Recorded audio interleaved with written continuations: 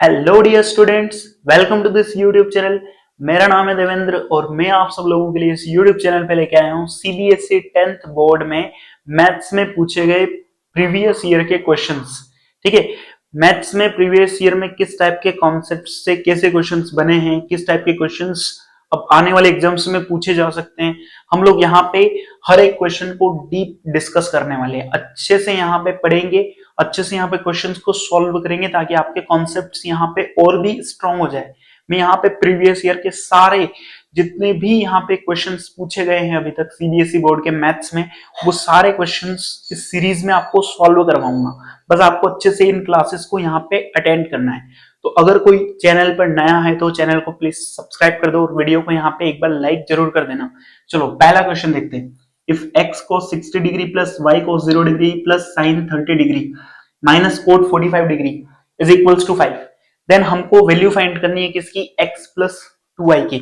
अब देखो यहाँ पे दो वेरिएबल्स दिए हुए हैं, दो वेरिएबल्स की जो हमें इक्वेशन दे रखी है, सिंगल इक्वेशन दे रखी है और सिंगल इक्वेशन से अपन को यहाँ पे वैल्यू निकालनी है किसकी, x प्लस 2y की। तो हमें इस एक ही इक्वेशन को ध्यान से यहाँ पे सॉल्व करना होगा। देखो यहाँ पे हमें क्या दे रखा है, cos 60 डिग्री दे रखा है, एक cos 0 डिग्री दे रखा है, एक sin 30 डिग्री दे रखा है, cot 45 डिग्री दे रखा है। अगर आपको इनकी वैल्यूज अच्छे से पता है तो आप इस क्वेश्चन को इजीली कर दोगे। ये बिल्कुल एक स्कोरिंग क्वेश्चन है। कैसे करेंगे इसका सॉल्यूशन, देखो यहाँ पे इसको हम लोग इस तरह से सॉल्व कर सकते हैं। x के साथ मल्टीप्लाई किया cos 60 डिग्री, cos 60 डिग्री की वैल्यू क्या होती है, 1/2 होती है, प्लस y cos 0 डिग्री की वैल्यू कितनी होती है, 1 होती है, प्लस sin 30 डिग्री की वैल्यू कितनी होती है, 1/2। देखो sin का 30 डिग्री वही होता है जो cos का 60 डिग्री होता है, ये दोनों एक दूसरे के कॉम्प्लीमेंट्स होते हैं। तो यहाँ पे cos 60 डिग्री का की वैल्यू 1/2 है तो sin 30 डिग्री की वैल्यू भी क्या होगी, 1/2 ही होगी। cot 45 डिग्री की वैल्यू क्या होती है, 1/√2 होती है। अगर आपको ये वैल्यूज की जो टेबल होती है ना भाई, थीटा के साथ किसी ट्रिग्नोमेट्रिक फंक्शन की वैल्यू कैसे चेंज होती है, अगर आपको वो टेबल इजीली पता है तो आप इस क्वेश्चन को इजीली कर सकते हो, इजीली सॉल्व कर सकते हो। ठीक है, अब हम लोग क्या करेंगे, यहाँ पे इसको थोड़ा सा सॉल्व करके ऐसे लिख लेते हैं, x/2 प्लस y के डिवाइड में कुछ नहीं तो y/1 ले लेते हैं, plus 1/2 minus 1/√2 is equals to 5। ठीक है, अब यहाँ पे हम 2, 1, 2 और √2 इनका क्या लेने वाले हैं, एलसीएम। तो देखो 2, 1 और 2 का तो 2 आ जाएगा। ठीक है, अब √2 और 2 का जब एलसीएम लेंगे तो कौन बड़ा है, 2 बड़ा है। ठीक है, तो एलसीएम क्या आ जाएगा, इनका 2 आ जाएगा। तो यहाँ पे देखो इन सबका एलसीएम कितना आ जाएगा, 2 आ जाएगा। 2 से 2 को डिवाइड किया 1 आया, 1 से x को मल्टीप्लाई किया x ही आ जाएगा, है ना। 2 को 1 से डिवाइड किया, इस 2 को 1 से डिवाइड किया 2 आया, 2 से y को मल्टीप्लाई कर देंगे 2y आ जाएगा, प्लस 2 से 2 को डिवाइड किया 1 आया, 1 से 1 को मल्टीप्लाई किया 1 ही आ जाएगा। 2 को √2 से डिवाइड किया √2 आएगा, √2 को 1 से मल्टीप्लाई करेंगे तो √2 ही आ जाएगा, इज इक्वल टू 5। अब इस 2 को हम किधर भेज देंगे, इस 5 के पास भेज देंगे। तो यहाँ पे x plus 2y plus 1 minus √2, इसकी वैल्यू क्या हो जाएगी, 2 5 10। ठीक है, तो यहां से देखो x प्लस 2y की वैल्यू क्या आ गई, x प्लस 2y की वैल्यू आ गई देखो 10। अच्छा ये 1 उधर जाएगा माइनस हो जाएगा, तो 10 में से 1 गया तो 9, ये √2 इधर माइनस का उधर जाके प्लस हो जाएगा तो 9 प्लस √2। तो ये x प्लस 2y की वैल्यू यहाँ पे हम लोगों ने इजीली यहाँ पे फाइंड आउट कर ली। देखो इस क्वेश्चन में कुछ भी नहीं था, अगर आपको ट्रिग्नोमेट्रिक फंक्शंस की वैल्यू याद है अलग अलग एंगल्स पे तो आप इजीली इस टाइप के क्वेश्चंस को बना सकते हो। नेक्स्ट बहुत इजी क्वेश्चन है हम लोगों के पास, एक पॉलिनोमियल दिया हुआ है और उसके हमें जीरोस फाइंड करने हैं। सबसे पहले हम लोगों को ये पता होना चाहिए कि पॉलिनोमियल के जीरोस होते क्या हैं।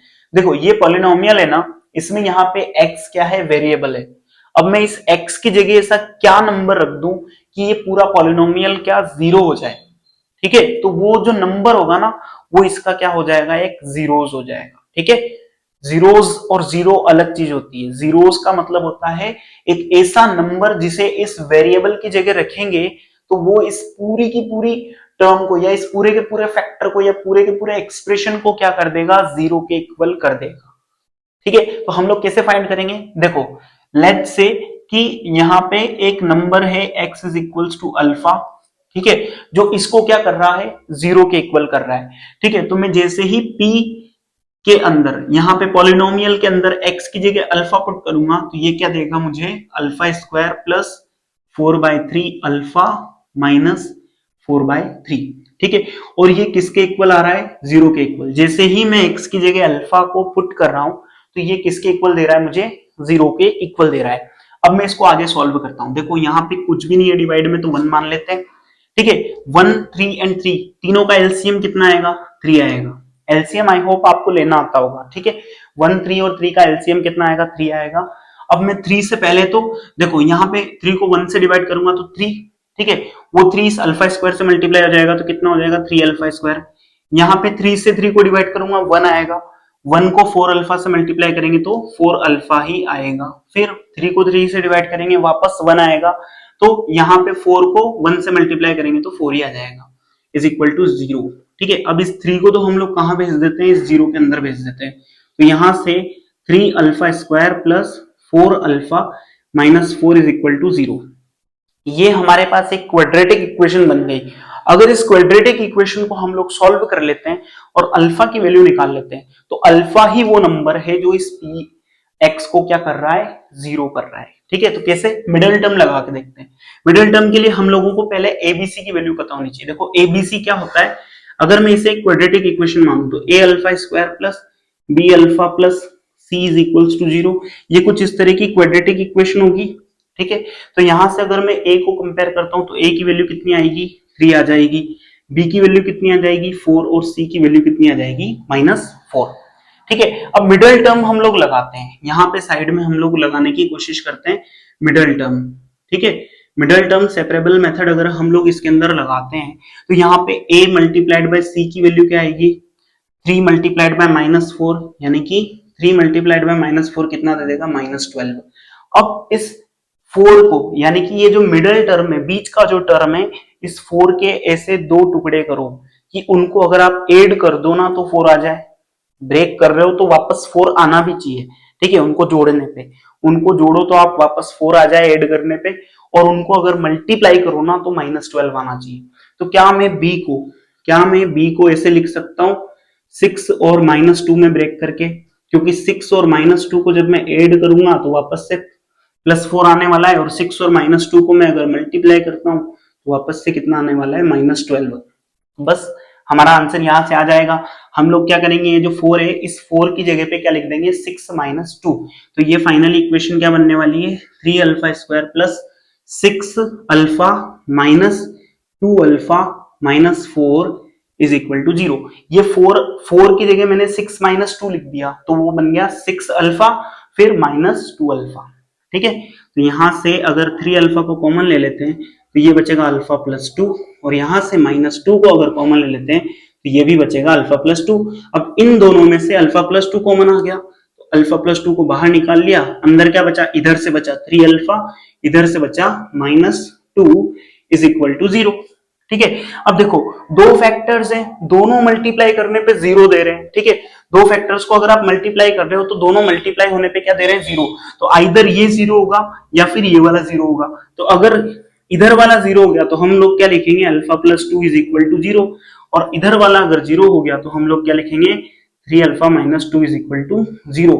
अब हम इधर इनको सॉल्व कर लेते हैं। देखो अल्फा प्लस 2 अगर 0 होगा तो अल्फा कितना होगा, -2। ठीक है, तो एक 0 तो क्या आ गया इसका, -2। जब आप इसके अंदर -2 रखोगे ना तो ये पूरा का पूरा क्या बन जाएगा, 0 बन जाएगा। ठीक है, एक और हम लोग यहाँ पे निकाल लेते हैं, 3 alpha minus 2 is equal to 0, यानी कि अल्फा कितना हो जाएगा, +2/3, यानी कि 2/3 एक और एक ऐसा नंबर हो जाएगा जिसको अगर आप इसमें पुट करते हो तो ये आपको कितना आंसर देगा, 0 आंसर देगा। ठीक है, तो ये दोनों इसके क्या हो गए, जीरोस हो गए।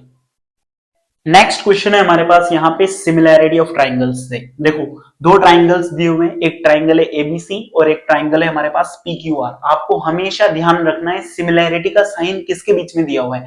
जैसे यहाँ ए बी सी दिया हुआ है और यहाँ पे ऑर्डर रखा हुआ है पीक्यूआर, तो आपको ध्यान रखना है ए बी सी किसके सिमिलर होगा, यहाँ पे पीक्यूआर के। अगर यहाँ पे आर पहले दे देता और पी बाद में दे देता तो आपको आर क्यू पी लिखना था। ठीक है, तो आपको सिमिलैरिटी का ऑर्डर यहाँ पे ध्यान रखना है। ठीक है, in which A B is equals to 6 centimetre, B C is equals to 4 centimetre, A C is equals to 8 centimetre and यहाँ पे पी आर दिया हुआ है कितना 6 centimetre. Then find the length of P Q plus Q R. तो हमें P Q और Q R की वैल्यूज यहाँ पे फाइंड आउट करनी है। तो देखो इसका सॉल्यूशन किस तरह से करेंगे, बहुत इजी क्वेश्चन है, सिमिलैरिटी ऑफ ट्राइंगल से है, बड़ा इजी सा क्वेश्चन है। हम लोग यहाँ पे एक ट्राइंगल बना लेते हैं जिसको हम लोग नाम दे देते हैं ए बी सी, और इसी तरीके से एक और ट्राइंगल हम लोग यहाँ पे सिमिलर बना लेते हैं। अब देखो ए बी सी किसके सिमिलर है, पी क्यू आर के, तो पी क्यू आर, इस तरह से आपको ट्राइंगल यहाँ पे बनाना पड़ेगा। देखो यहाँ पे किस किस की वैल्यू दी हुई है, ए बी की वैल्यू दी हुई है हमको 6, बी सी की हमें 4 दी हुई है और ए सी की हमें कितनी दी हुई है 8। ठीक है, तो यहाँ पे देखो एक और वैल्यू दे रखी है पी आर की, पी आर की वैल्यू दे रखी है हम लोगों को 6। अब हम लोग सिमिलैरिटी में क्या जानते हैं, सिमिलैरिटी में जो साइड्स का रेशियो होता है ना वो क्या रहता है, कांस्टेंट रहता है। यानी कि ए बी और पी क्यू का वही रेशियो होगा जो बी सी और क्यू आर का होगा, जो ए सी और पी आर का होगा। ठीक है, तो ट्राइंगल ए बी सी जो है यहाँ पे किसके सिमिलर है, ट्राइंगल पी क्यू आर के सिमिलर है। ठीक है, तो हम लोग क्या लिखेंगे यहां से, ए बी अपॉन जो हमारी साइड पी क्यू है इसका रेशियो किसके इक्वल होगा, B C upon Q R के, और इसका रेशियो इक्वल होगा किसके, A C upon P R के।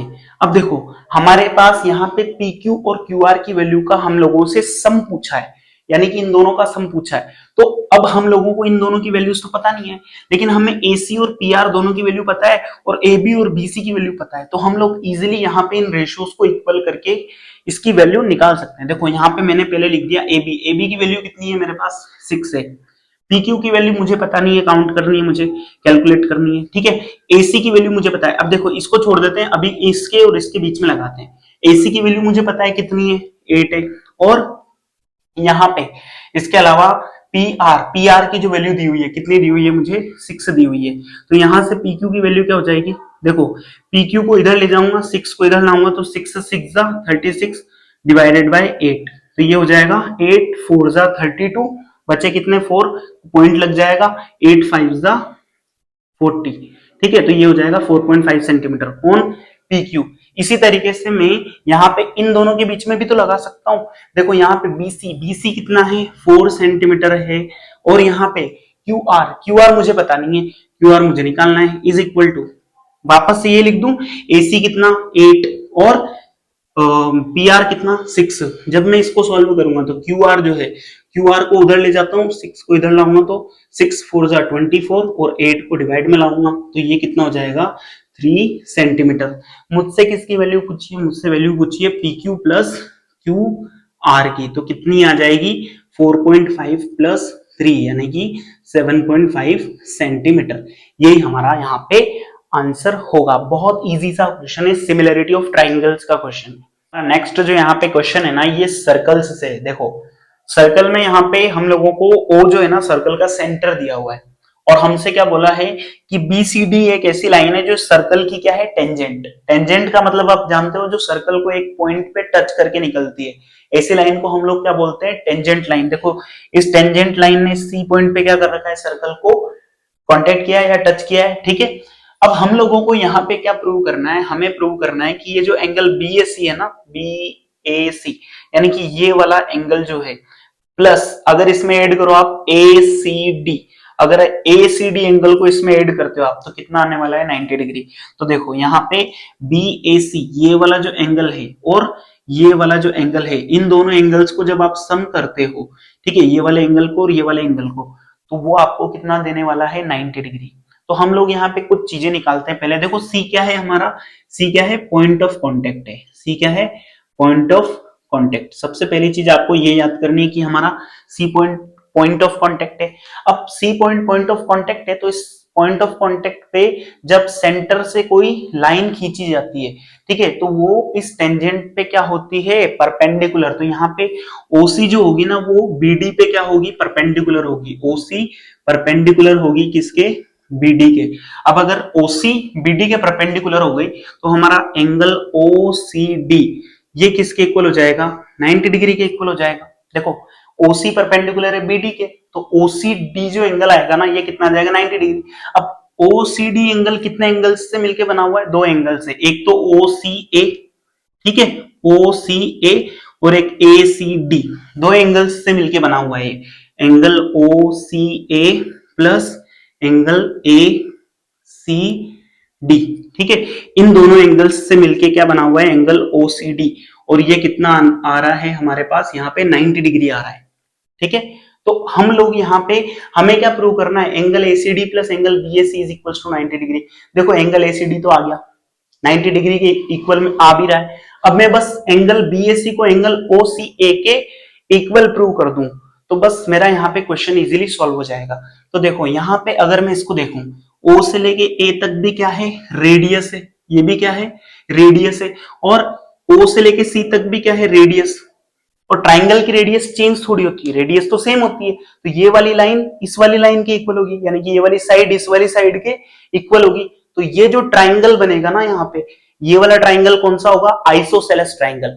और आइसोसेलेस ट्राइंगल में आप जानते हो कि जो एंगल्स होते हैं ना, इक्वल लाइंस के जो एंगल्स बनते हैं, इक्वल लाइंस के अपोजिट जो एंगल बनते हैं, सामने जो एंगल बनते हैं ना, वो एंगल्स भी क्या होते हैं? इक्वल होते हैं। यानी कि एंगल बी ए सी, ये जो एंगल बी ए सी आएगा ना, एंगल बी ए सी, ये किसके इक्वल होगा? एंगल ओ सी ए के इक्वल। तो एंगल ओ सी ए और एंगल बी ए सी क्या होंगे? यहाँ पे इक्वल होंगे।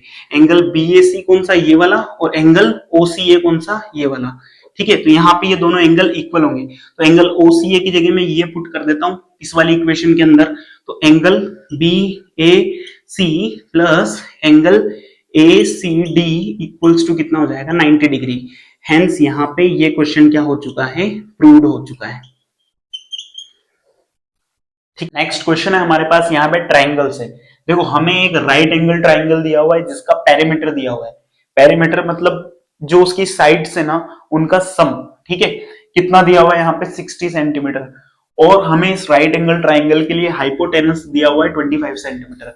अब हमको पता है कि जो राइट एंगल ट्राइंगल होता है उसमें hypotenuse is the longest side, सबसे लंबी साइड क्या होता है? हाइपोटेनस होता है। अगर मैं यहाँ पे ड्रॉ करता हूँ एक राइट एंगल ट्राइंगल, तो कुछ इस तरीके से हम लोग यहाँ पे एक राइट एंगल ट्राइंगल ड्रॉ कर सकते हैं, जिसमें हम इसको मान लेते हैं 90 डिग्री, ठीक है। ये हमारा हाइपोटेनस है जिसकी वैल्यू हमें कितनी दे रखी है? 25 सेंटीमीटर। और अगर मैं बेस को मान लेता हूं x, बेस को मैंने लेट से कितना मान लिया? x, x हमारा यहाँ पे क्या है? बेस है।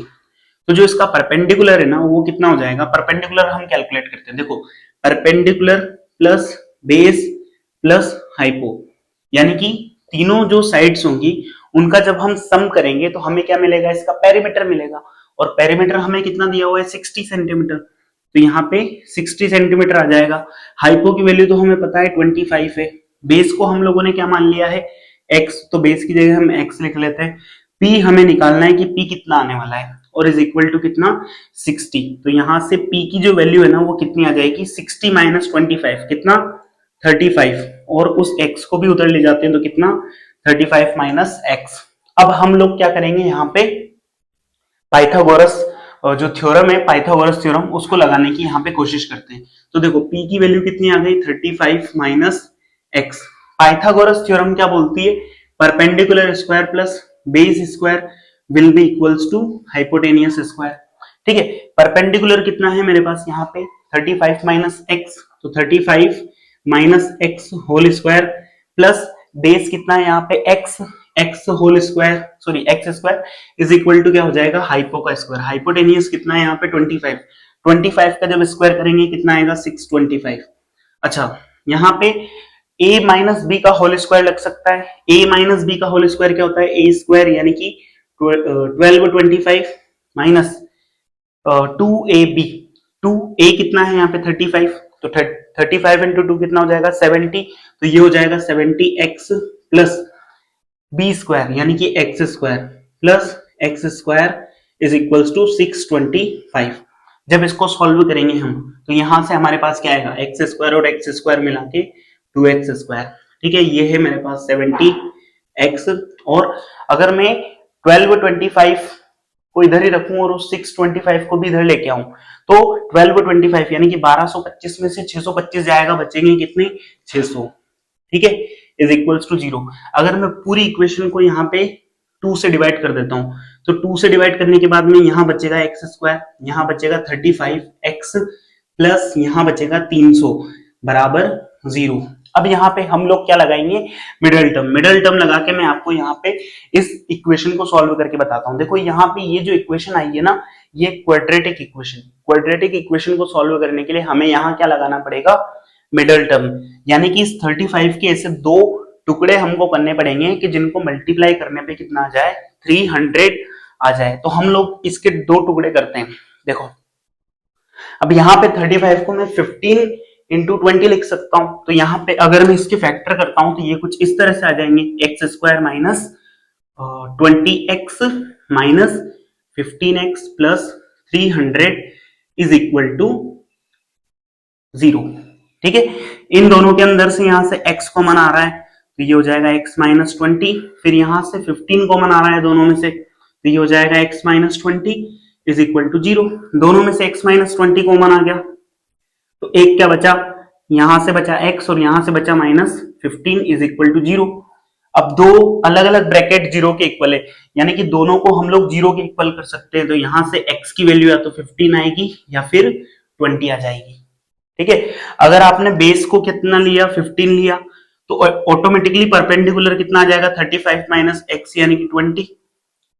और अगर आपने बेस को 20 ले लिया, ठीक है, तो ऑटोमेटिकली परपेंडिकुलर क्या आ जाएगा, 35 माइनस 20 यानी कि 15। यानी कि अगर आपने बेस 15 लिया तो परपेंडिकुलर 20 आएगा, और अगर आपने बेस को 20 लिया तो परपेंडिकुलर आपके पास 15 आएगा। इस टाइप से आप यहाँ पे इस तरह के क्वेश्चंस को भी सॉल्व कर सकते हो। अब हम लोग यहाँ पे एक क्वेश्चन करने वाले हैं प्रोबेबिलिटी का। देखो हमें एक क्वेश्चन दिया है जिसमें बोला है 2 dice are thrown at the same time. दो डाइस है जिनको हम लोगों ने एक साथ क्या किया है, थ्रो किया है, और हम लोगों को यहाँ पे प्रोबेबिलिटी निकालनी है that the difference of the numbers on the 2 dice is 2। भाई दोनों जो डाइस है हम लोगों ने एक साथ फेंके, अब हमको प्रोबेबिलिटी ऐसे आउटकम्स की निकालनी है जिसमें दोनों जो डाइस है ना उनपे जो नंबर्स अकर कर रहे हैं, ठीक है, जो नंबर्स आ रहे हैं उन नंबर्स का जो डिफरेंस है ना वो 2 है। ठीक है, अब डिफरेंस में आपको ऐसे नहीं देखना कि पहले वाले पे 1 आ गया और दूसरे वाले पे 3 आ गया, ठीक है, तो डिफरेंस नेगेटिव हो गया। डिफरेंस का मतलब सिर्फ डिफरेंस होता है, आपको सिर्फ नंबर लेना है, आपको प्लस माइनस नहीं देखना है। ठीक है, पहले डाइस पे 1 आ जाए दूसरे पे 3 आ जाए, पहले पे 2 आ जाए दूसरे पे 4 आ जाए, तो भी डिफरेंस क्या रहेगा, यहाँ पे 2 ही रहेगा। डिफरेंस में सिर्फ आपको यहाँ पे उसका नंबर लेना है। ठीक है, तो यहाँ पे सॉल्यूशन करते हैं इस क्वेश्चन का हम लोग। ठीक है, चलो सबसे पहले तो एक डाइस पे कितने नंबर होते हैं, 6 नंबर होते हैं। ठीक है, तो यहाँ पे दो डाइस फेंक रहे हैं ना हम लोग, जब दो डाइस को एक साथ फेंकेंगे तो नंबर ऑफ आउटकम्स कितने होंगे, नंबर ऑफ आउटकम्स, यहाँ पे number of outcomes, total outcomes कितने हो सकते हैं, यहाँ पे 6 मल्टीप्लाइड बाय 6 यानी कि 36। 1 के साथ 1 भी आ सकता है, 1 के साथ 2 भी आ सकता है, 1 के साथ 3 भी आ सकता है, 1 के साथ 6 भी आ सकता है ना। ऐसे 2 के साथ 1, 2 के साथ 2, 2 के साथ 3, 2 के साथ 4, 2 के साथ 5, ऐसे 2 के साथ 6 आ सकता है। ठीक है, ऐसे 6 के साथ 6 भी आ सकता है। तो नंबर ऑफ टोटल आउटकम्स कितने हो जाएंगे यहाँ पे, 36। अब हमारे यहाँ पे फेवरेबल आउटकम्स देख लेते हैं हम लोग। फेवरेबल आउटकम्स हमारे यहाँ पे कौन कौन से होंगे। अगर हम यहाँ पे फेवरेबल आउटकम्स का एक सैंपल बनाते हैं, ठीक है, सैंपल साइज यहाँ पे बनाते हैं अगर हम फेवरेबल आउटकम्स का, तो देखो फर्स्ट वाले पे 1 आ गया, सेकंड वाले पे 3 आ गया, ठीक है, फर्स्ट वाले पे 2 आ गया, सेकंड वाले पे 4 आ गया, फर्स्ट वाले पे 3 आ गया, सेकंड वाले पे 5 आ गया, फर्स्ट वाले पे 4, सेकंड वाले पे 6। इसके अलावा फर्स्ट वाले पे यहाँ पे देखो फर्स्ट वाले पे 3 भी आ सकता है, सेकंड वाले पे 1 आ सकता है, फर्स्ट वाले पे 4 आ सकता है, सेकंड वाले पे 2 भी आ सकता है, फर्स्ट वाले पे 5, सेकंड वाले पे 3 आ जाए, फर्स्ट वाले पे 6 आ जाए, सेकंड वाले पे 4 आ जाए। और भी क्या बन सकता है क्या यहाँ पे, यहाँ पे फेवरेबल आउटकम्स के सिर्फ कितने, यहाँ पे कितने पॉसिबल आउटकम्स हैं, 1 2 3 4 5 6 7 8। देखो 1 और 3 का डिफरेंस भी 2 है, 2 और 4 का डिफरेंस भी 2 है, 3 और 5 का डिफरेंस 2 है, 4 और 6 का डिफरेंस भी 2 है। सिमिलरली 3 1 का डिफरेंस, 4 2 का डिफरेंस, 5 3 का डिफरेंस, 6 4 का डिफरेंस। हमें ऐसे आउटकम्स यहाँ पे छांटने हैं जिनमें जो नंबर्स यहाँ पे मिल रहे हैं ना हमको पहले डाइस और दूसरे डाइस पे, उनका डिफरेंस कितना होने वाला है, यहाँ पे 2 होने वाला है। ठीक है, तो यहाँ पे टोटल फेवरेबल आउटकम्स कितने हो गए, यहाँ पे टोटल फेवरेबल आउटकम्स हो गए 8। तो हमको यहाँ पे क्या निकालनी है, प्रोबेबिलिटी निकालनी है। प्रोबेबिलिटी अगर हम लोग यहाँ पे फाइंड आउट करते हैं तो प्रोबेबिलिटी का फॉर्मूला क्या होता है, number of favourable outcomes divided by total outcomes, यानी कि 8/36। अब अगर इसको 4 से डिवाइड करें तो 4 2 8, 4 9 36, तो 2/9 इसकी क्या हो जाएगी, यहाँ पे प्रोबेबिलिटी हो जाएगी। नेक्स्ट क्वेश्चन है, एक रूम है जिसकी शेप कुछ इस तरह की है, जिसमें नीचे तो क्या है, सिलिंड्रिकल शेप है, और उस सिलिंड्रिकल शेप के ऊपर हमने एक डोम बनाया है, और वो डोम किस शेप का है, हेमीस्फीयर की शेप का है। ठीक है, अब हम लोगों को यहाँ पे ये बोला है कि ये जो हेमीस्फीयर जो बना है ना यहाँ पे, उसके बेस की जो रेडियस है वो हमारे सिलिंड्रिकल पार्ट की जो हाइट है ना उसका क्या है, हाफ है। ठीक है, मैं यहाँ पे इसका डायग्राम बनाऊंगा तो ये इजीली समझ में आ जाएगा। बस आपको यहाँ पे मिसगाइड करने के लिए यहाँ पे जो रूम के अंदर जो हवा भरी हुई है ना, जितनी एयर यहाँ पे कंटेंट है, उसका वॉल्यूम कितना दिया है, 1408 डिवाइडेड बाय 21। तो ये इसका मतलब आपको यही समझ के चलना है कि जो रूम का कंप्लीट वॉल्यूम है वो कितना है, 1408 डिवाइडेड बाय 21। ठीक है, तो हमें क्या निकालनी है, यहाँ पे हाइट निकालनी है सिलिंड्रिकल पार्ट की। देखो यहाँ पे नीचे तो क्या है, सिलिंड्रिकल पार्ट है, तो नीचे जो सिलिंड्रिकल पार्ट है हम उसको कुछ इस तरह का यहाँ पे बना लेते हैं। ये हम लोग यहाँ पे सिलिंड्रिकल पार्ट बना लेते हैं, और इसके ऊपर हम लोग क्या बनाने वाले हैं, डोम बनाने वाले हैं। और ये डोम जो है ना, इसके बेस की जो रेडियस है, रेडियस, ये वाली जो रेडियस है ना, इस रेडियस की वैल्यू कितनी दे रखी है, हाइट का आधा। और हाइट भी किसकी, इस सिलिंड्रिकल पार्ट की, यहां से यहां तक की जो हाइट है ना उसका आधा। अब देखो जो रेडियस ये है वही रेडियस ये नीचे भी होगी, क्योंकि ये क्या है, एक सिलेंडर है। सिलेंडर है तो यहाँ पे जो रेडियस आने वाली है वो भी क्या आएगी, इसकी हाइट का हाफ आएगी। तो मैं अगर यहाँ पे कंप्लीट वॉल्यूम निकालता हूँ रूम का कंप्लीट वॉल्यूम निकालता हूँ, तो वो किसके बराबर आएगा, इसके अंदर जो एयर भरी हुई है ना, एयर उसके वॉल्यूम के इक्वल आएगा। ठीक है, और एयर का जो वॉल्यूम दिया हुआ है मेरे को, कितना दिया हुआ है, 1408 डिवाइडेड बाय 21 दिया हुआ है। ठीक है, अच्छा इसका कंप्लीट वॉल्यूम निकालेंगे तो हम लोग क्या निकालेंगे, यहाँ पे एक तो वॉल्यूम निकालेंगे सिलेंडर का। ठीक है, सिलेंडर का वॉल्यूम निकालेंगे, प्लस किसका वॉल्यूम निकालेंगे हम लोग, यहाँ पे हेमीस्फीयर का। तो ये कितना आ जाएगा, 1408 डिवाइडेड बाय 21 के इक्वल। आप सिलेंडर का वॉल्यूम निकालोगे तो सिलेंडर का वॉल्यूम क्या होता है, सिलेंडर का वॉल्यूम होता है pi R square multiplied by H. अब आर कितना है, h/2, तो आप क्या लिखोगे, पाई आर की जगह लिखोगे h/2 का होल स्क्वायर इंटू हाइट। ठीक है, प्लस अगर हम हेमीस्फीयर का यहाँ पे वॉल्यूम निकालते हैं तो हेमीस्फीयर का वॉल्यूम होता है 4/3 पाई आर स्क्वायर एच। ठीक है, सॉरी 4/3 पाई आर क्यूब। तो यहाँ पे 4, अच्छा यहाँ पे हेमीस्फीयर के लिए हम लोग क्या कर देंगे, हाफ कर देंगे। 4/3 तो हम लोग यहाँ पे कंप्लीट जो स्फीयर होता है ना पूरा, उसके लिए निकालते हैं। यहाँ पे हाफ है, इस वजह से हम लोगों को क्या लिखना पड़ेगा, 2/3 लिखना पड़ेगा हेमीस्फीयर के लिए। 2/3 पाई आर क्यूब। देखो आर की जगह क्या दिया हुआ है, h/2, तो h/2 का क्यूब करेंगे तो ये हम लोग इस तरह से लिख देंगे, इज इक्वल टू क्या हो जाएगा, 1408 डिवाइडेड बाय 21। अब हम लोग इनको सॉल्व करने की कोशिश करते हैं। देखो ये पाई जो है ना, पाई की जगह तो हम 22/7 यूज कर लेते हैं। देखो यहाँ भी पाई है, यहाँ भी पाई है, दोनों में से कॉमन ले लेते हैं, तो दोनों में से कॉमन आ जाएगा कितना, 22/7। यहां से क्या बचेगा, एच स्क्वायर, एच से मल्टीप्लाई होके एच क्यूब बन जाएगा, डिवाइडेड बाय 2 2 4। ठीक है, प्लस ये हो जाएगा 2/3 इंटू ये वापस से एच क्यूब अपॉन कितना हो जाएगा, यहाँ पे 2 का क्यूब 8 हो जाएगा, इज इक्वल टू कितना आ रहा है, 1408 डिवाइडेड बाय 21। अच्छा ये 22 से 1408 कितनी बार जा रहा है, 22 × 132, बचे कितने 8, 22 चौके 88, और डिवाइडेड बाय 7 से ये 21 कितनी बार गया, 3 टाइम्स गया। ठीक है, अब यहाँ पे देखो जब मैं इसको सॉल्व करता हूँ, देखो यहाँ पे एच क्यूब है, यहाँ एच क्यूब है, इस 2 से इसको कितनी बार काट सकते हैं, 4 टाइम्स काट सकते हैं। तो देखो यहाँ पे तो कितना हो जाएगा, एच क्यूब अपॉन 4, और यहाँ पे कितना हो जाएगा, h cube upon 3 4 12 is equal to 64/3। मैं बाकी का क्वेश्चन इधर कर देता हूँ, बाकी का क्वेश्चन, क्योंकि ये उधर नजर नहीं आएगा। ठीक है, तो यहाँ पे देखो ये क्या है, एच क्यूब अपॉन 4 प्लस, अच्छा यहाँ पे 4 और 12 का एलसीएम ले लेते हैं। तो 4 और 12 का जब हम एलसीएम लेंगे तो कितना आएगा, 12 आएगा। ठीक है, अब 4 से 12 को डिवाइड करो, कितना 3 टाइम्स जाएगा तो इस h क्यूब के साथ 3 आ जाएगा, तो 3h क्यूब प्लस 12 से 12 को डिवाइड करोगे 1 आएगा, तो इस h क्यूब के साथ कितना आ जाएगा 1, तो ये h cube is equal to कितना दे रखा है हमें, कितना यहाँ पे आया 64/3। अच्छा 3 से ये 12 कितनी बार गया 4 बार, ठीक है, तो 3h क्यूब और h क्यूब मिलके कितना 4h क्यूब डिवाइडेड बाय कितना 4 इज इक्वल टू कितना है 64, तो 4 से 4 गया है ना, h क्यूब की वैल्यू कितनी आई है यहाँ पे 64। अच्छा 64 किसका क्यूब होता है 4 का, तो यहां से h की वैल्यू कितनी आ जाएगी 4 सेंटीमीटर।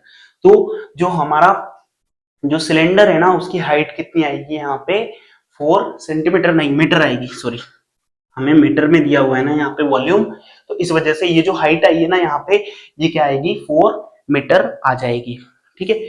आई होप आपको इस वीडियो में जो कुछ क्वेश्चंस मैंने करवाए हैं ना ये क्वेश्चन समझ में आएंगे। इसी टाइप के मैं बहुत सारी वीडियोस बनाने वाला हूँ, बहुत सारे क्वेश्चंस आपके सामने लाने वाला हूँ जो प्रीवियस ईयर के पेपर्स में आए हुए क्वेश्चन है, ठीक है। तो अगर वीडियो पसंद आए तो वीडियो को लाइक कर देना और चैनल को सब्सक्राइब जरूर कर लेना।